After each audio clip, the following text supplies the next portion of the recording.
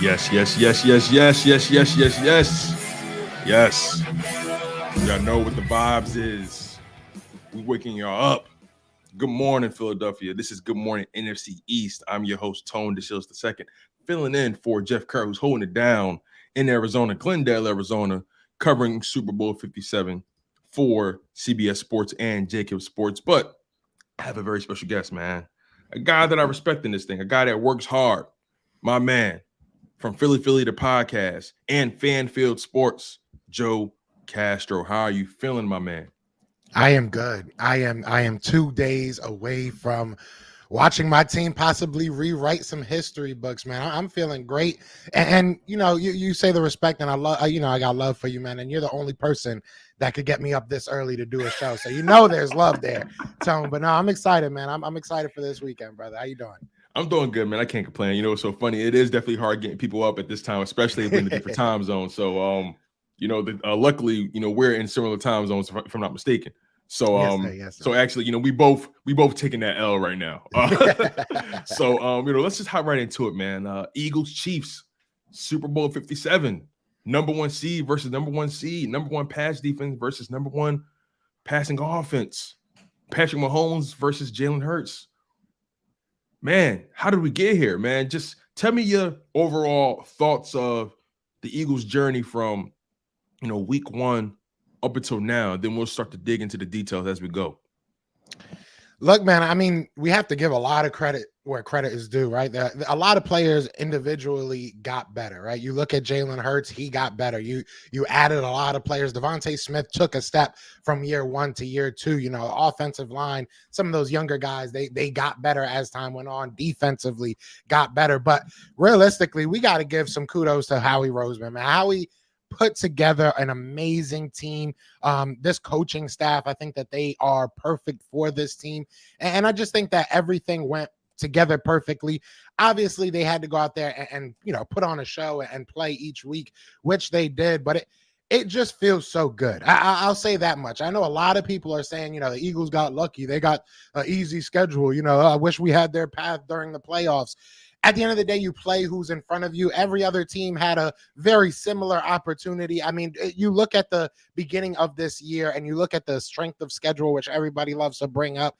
I think the difference between number 2, number 3, and number 25, number 26 is like a 0.069 type difference. So it was never that big of a difference. These schedules, people love to make the, strength of schedule argument. These schedules aren't that much different. Like these are NFL teams that you are playing at the end of the day. But at the end of the day, these guys went out there and they did their thing, and it just feels good. I mean, I didn't expect us to be this great. You know what I'm saying? I did expect us to win a good amount of games, but I didn't expect it to look like this, expect us to make the Super Bowl like this. So, we're on a historical run. We I think are one of 3 different teams that has scored 24 or won by 24 or more points in the playoffs in consecutive games. So, we're in historic company right now. It feels good. I hope that we just keep it going come Sunday. Yeah, man. It's funny because, like you said, they're on a historic pace. And so far, the Eagles have not turned the ball over in the playoffs. And if they happen to win it all and not turn the ball over, they'll be the first team in NFL history to have made it to and won a Super Bowl and not have turned the ball over at any point in the playoffs. Speak on Jalen Hurts and how he's just handled the bright lights when they have shined their brightest, and just handled this opportunity, because he was someone who, let's be honest, he had questions when he was a rookie. He had questions when he became the first-year starter, and he had questions when he came into his third season as a second-year starter, right? People had their concerns. We can't ignore Howie Roseman still was looking to upgrade the position. He looked at Deshaun Watson, looked at Russell Wilson. That's the reality. But Jalen Hurts still had an opportunity. There was still some level of trust there in Jalen Hurts to get the job done. Speak on Jalen Hurts' meteoric ascension to notoriety and to the Super Bowl, man. I think it's kudos obviously to him for the hard work that he's put in, but I don't think he's ever tried to get outside of himself. And I think that that's a big part of his success. I think that, yes, he has gotten better, especially as a passer and just a decision maker. I don't think he's ever been that type of guy that's going to throw interceptions all willy-nilly, you know what I'm saying? But at the same time, now he's making better decisions, making those decisions earlier, right? Last year, we were talking a lot about him anticipating throws, him throwing it where the receiver is going to be instead of where they are. I think that we've seen that change.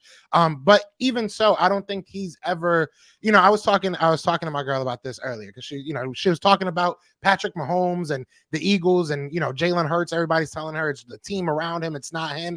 And to a certain extent, yeah, the team is very good. But one thing that I can say about Jalen Hurts is that he's going to continuously put himself and his team in the best position. So if the play's not there, he's not going to, force anything. He's not going to do. And I think that plays into him having such good success, because even when he's not putting up 300 yards passing, when he's not, going out there and having the best of the game, you look at the San Francisco 49ers game, realistically, it was about just not losing the game. Don't go out there and don't make mistakes. Don't try to put everything on your back. And I think that he's done that throughout this year. And that's really not only helped him, but helped the rest of the team kind of get their rocks off, right? You look at a guy like A.J. Brown, you look at a guy like Devontae Smith, a guy like Miles Sanders. These guys are able to have career years because they're not giving the ball up. They're not making the dumb mistakes that, you talk about sacrificing them earlier, but that Carson Wentz was making, right? Carson Wentz would hold on to the ball for 15 minutes and then get surprised when he's sacked. You'll never, I don't want to say never, but you'll rarely ever see that with a Jalen Hurts, especially this year. We saw that last year in the Dallas game where he kind of, looked flustered sometimes, but this year we just haven't seen it. It's a testament to him as a person, him as a man. He's just unflappable. I think that's the best way of putting it. It's just very hard to get into his head. But I think that's really the key of his success, is that he just never, sometimes I feel like quarterbacks, when they have that next year, they're like, all right, now I got to go all out. He never felt like that. I felt like he was like, all right, I'm going to let my team win these games, and if I got to make some plays, I'm going to make some plays. So it's a kudos to him not wanting to, or not having to feel like he has to do everything by himself. But it's been impressive. I mean, I've said what I've said about Jalen Hurts last year. So I'm sorry. I've never been happier to be wrong. So yeah, it's funny. You mentioned something pretty important to me. The fact that he knows how to let his playmakers be playmakers. You look at these other quarterbacks that some consider to be superiorly better than him, right? You think about Josh Allen and Lamar Jackson and those kind of guys, and Justin Herbert, and it just seems like the stark difference between those guys and Jalen Hurts is he knows how to let his playmakers do their job, and he has no ego with it. He's patient. He doesn't take negative plays. If the play's not there, he's either going to run out of bounds or most likely throw it away. He doesn't care about his stats. He doesn't care about how he looked. He cares about making sure they get the win. And I think that's the stark difference in a guy like between him and Josh Allen, right? I think Hurts is just a smarter quarterback, and I think he's a more selfless quarterback. I think he trusts his team more. What stood out to me in that Bills game when they played the Bengals, Josh Allen looked like a guy who didn't trust the team around him. He looked like he lacked trust in everybody else and that he only trusted himself with that ball. Since we're talking about the playmakers, speak on or maybe elaborate on how these playmakers have had, like you said, career years. A.J. Brown had a career year. Devontae Smith, Miles Sanders, they've all had career years in their own right. Just speak on, the strides they've made and the impact that they could potentially have, they've had in the season, and they could potentially have in the Super Bowl. Yeah, you talk about selfless, right? I mean, these wide receivers, you can go all the way back to week 1 when Devontae Smith had no catches, goes on to break the franchise record in receptions. We talk about selfless, this playmaking, these playmakers, this wide receiver unit, these running backs, they've been very selfless. Having somebody like a Jalen Hurts obviously helps them. You know what I'm saying? It makes the defense have to worry about all 11 players, but at the same time, it could get frustrating. A guy like A.J. Brown could get tired of being in an offense that is predicated on the run, but it's not the case. They've went out there and they've made their plays, and it's been impressive. I think that really goes to our coaching staff. I think that, Shane Steichen and Nick Sirianni have done a very, very good job of, opening up the field for these playmakers and for Jalen Hurts, giving him easy targets, easy receptions.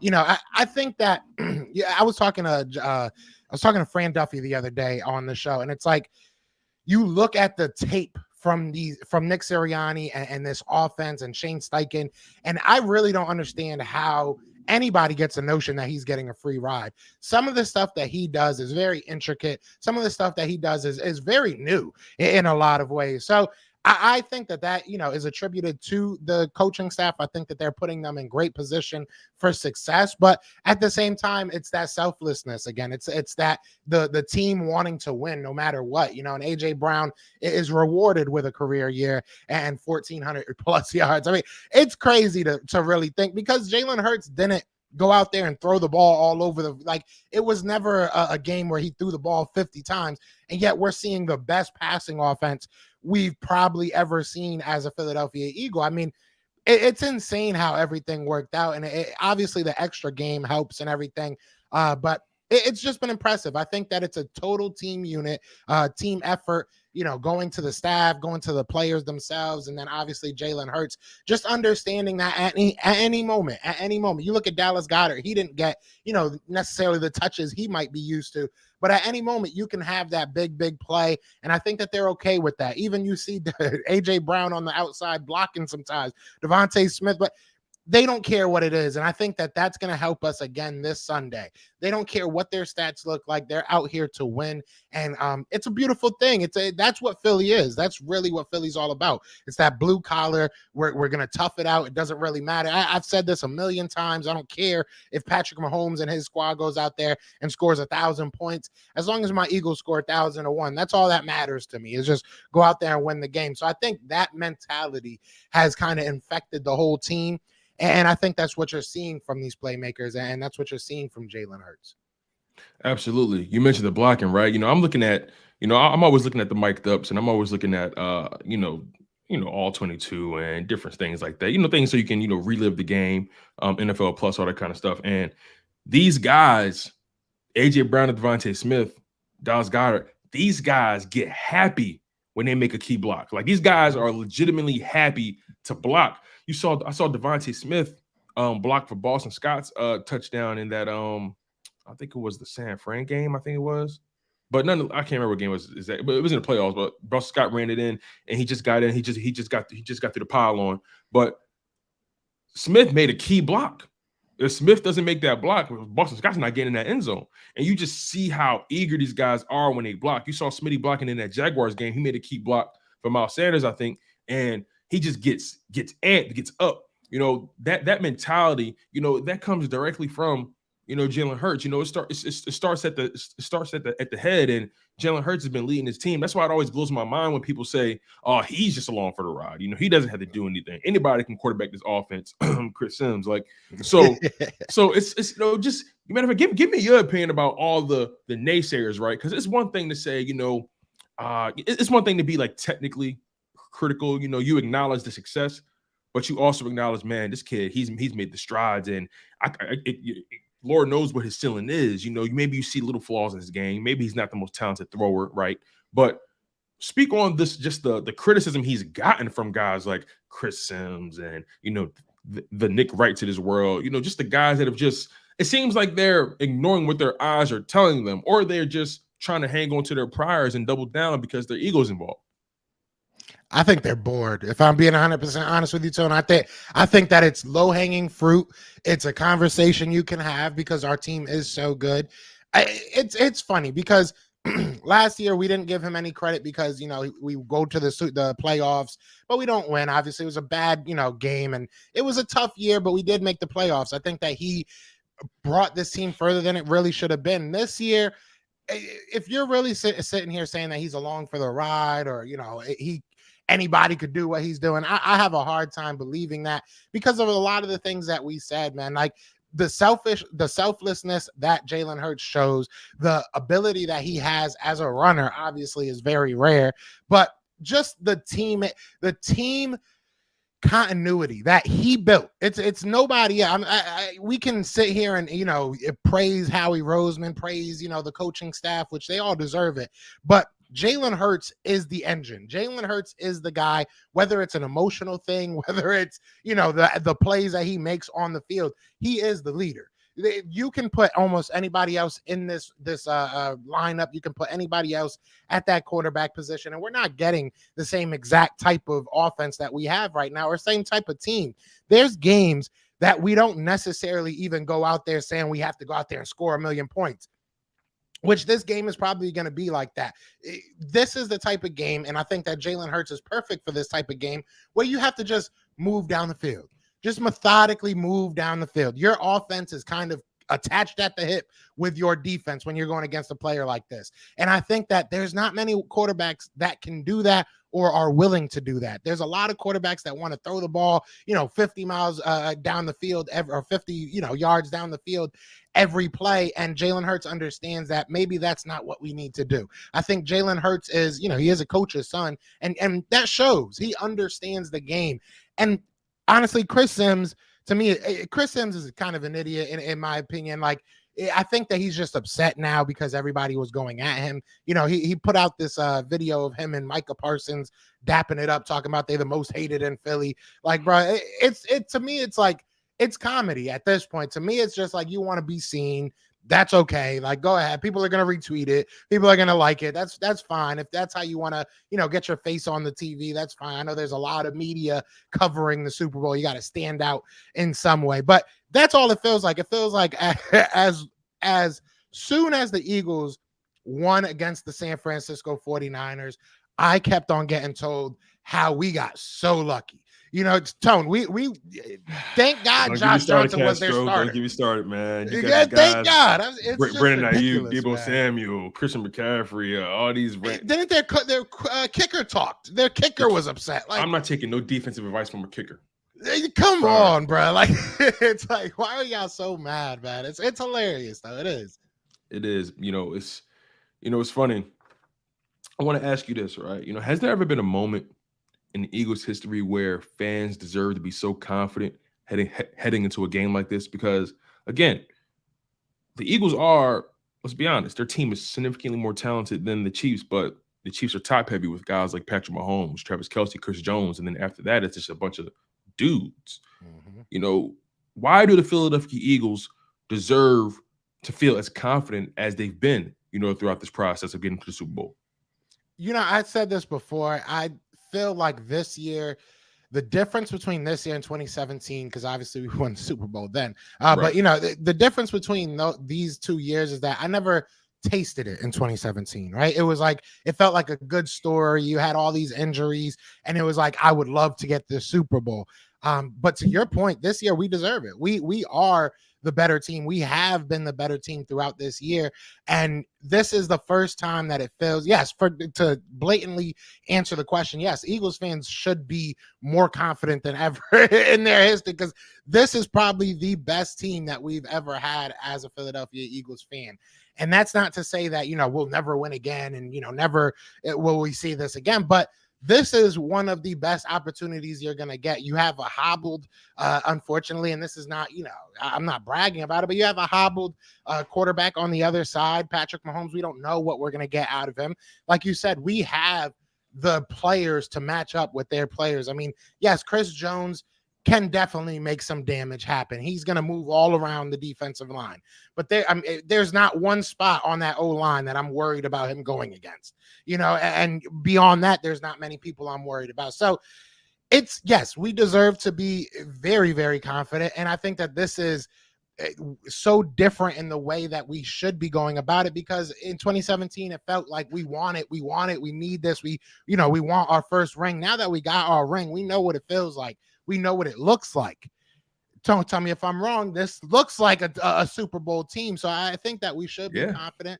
And I think we will win, man. I think it'll be a good game, though. I do. Chiefs fans are too nice. I want to come on here and talk mad junk, but you know what I'm saying? I'm pretty sure they sent me edible arrangements the other day. They're way too nice out there, man. I will say this. Chiefs fans have so far been pretty laid back about it. And I think that's for a reason. I have come across the occasional guy that talks his trash, but it was still relatively modest when you compare it to Chiefs 49ers fans who was talking crazy before the game. Yeah. Even Giants fans, they got cocky off that Vikings win. You know what I mean? But Cowboys fans, so on and so forth, they sitting on the couch still going crazy as if they still got a dog in the fight. You know what I'm saying? They need to be making mock drafts. But I gotta ask you this: even though the Eagles are the more talented team, and you and I both believe they should win this game, crazy things happen in the Super Bowl. And I want to ask you, what are the biggest challenges the Philadelphia Eagles face heading into Super Bowl 57?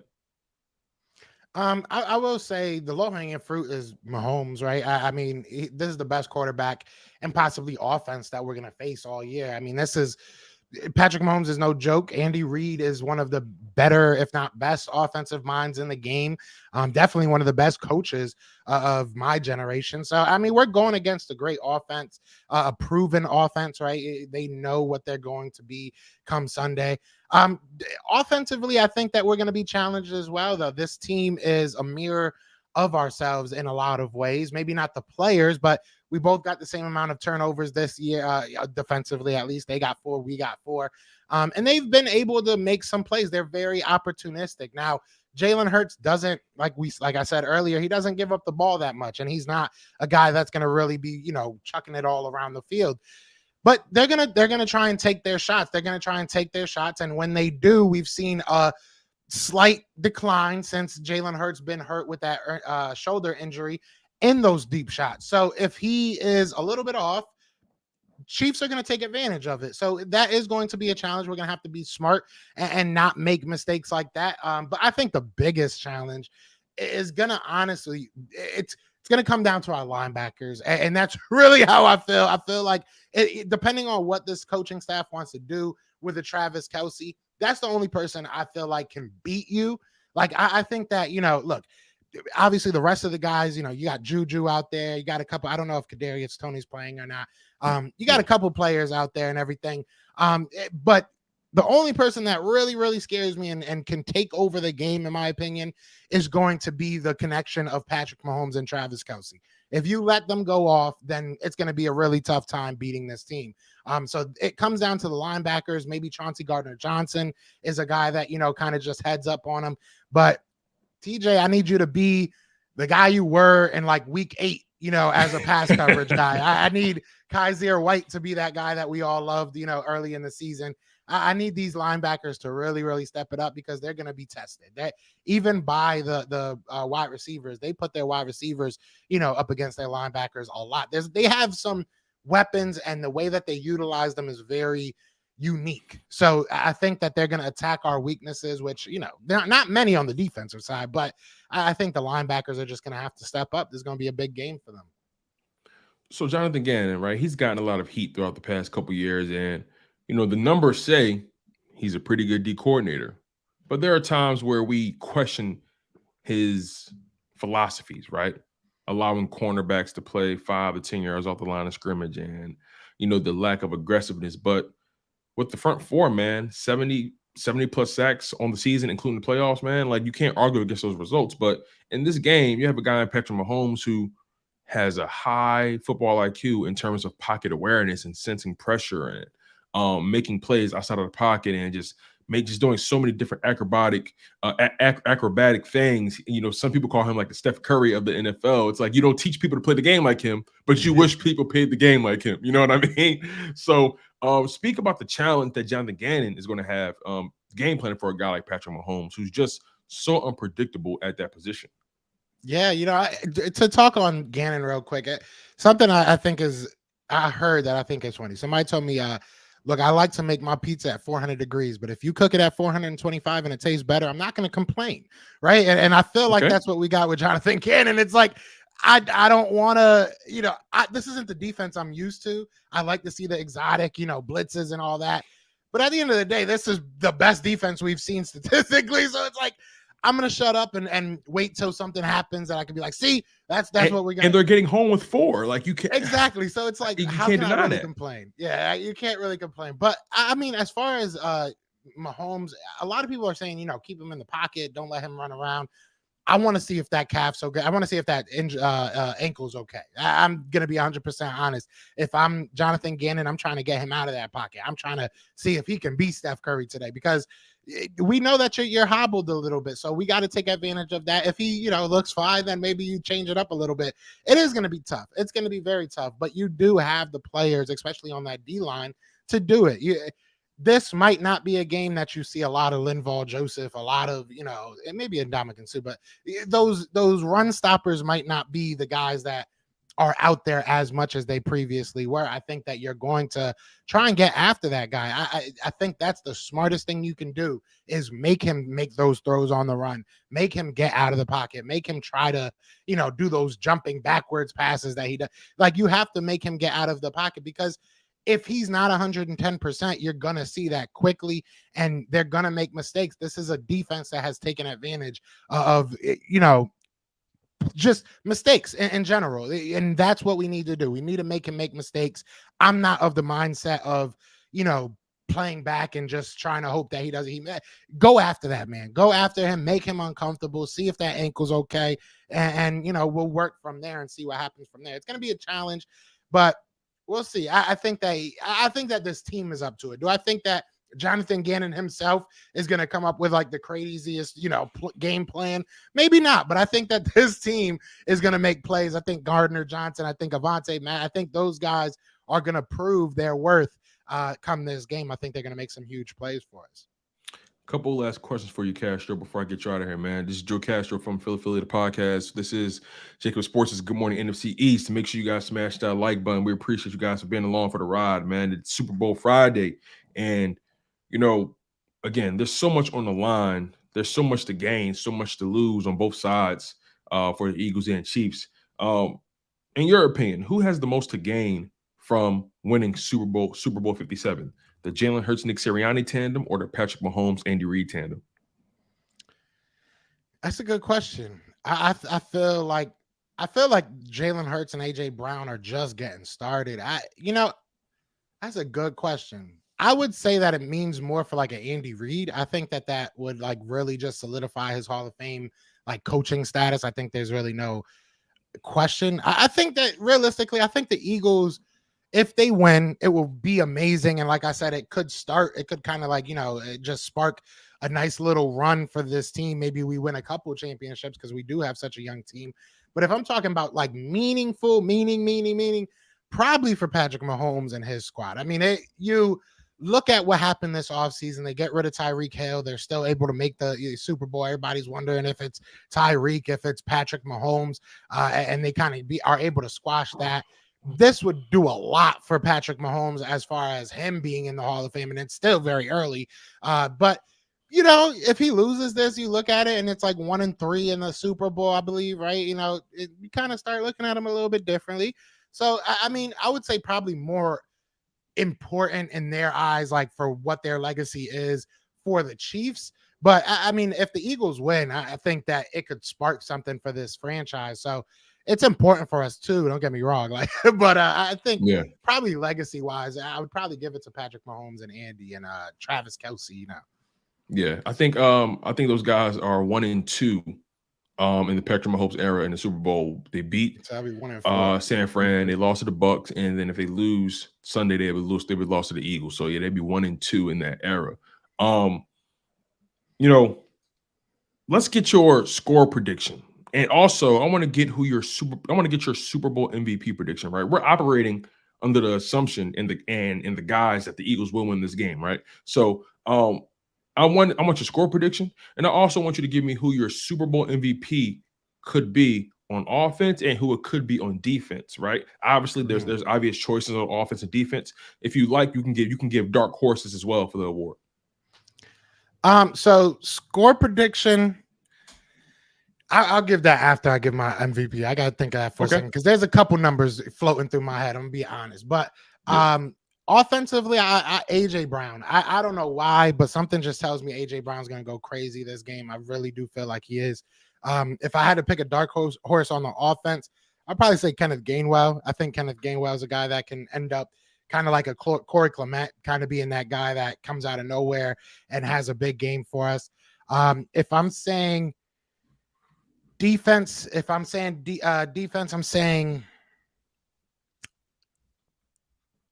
I'll probably say Chauncey Gardner-Johnson. I think that he's been a guy all season that has made big plays, and I think that he will end up being a guy that watches Kelce a lot. And if he can slow Kelce down, that's a MVP of performance if I ever saw one, because he has been killing people this year. So I think Chauncey Gardner-Johnson is going to be asked to do a lot. If I had to pick a dark horse, even though he might be a dark horse, I would say Brandon Graham. I don't know if that's a dark horse, but I think Brandon Graham might.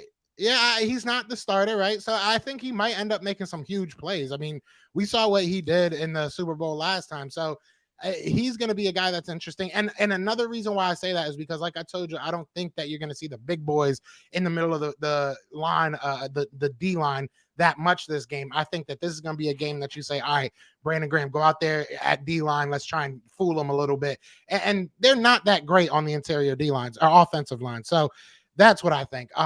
That I'm gonna pick Aaron Sippis coming back. That's my real MVP right there.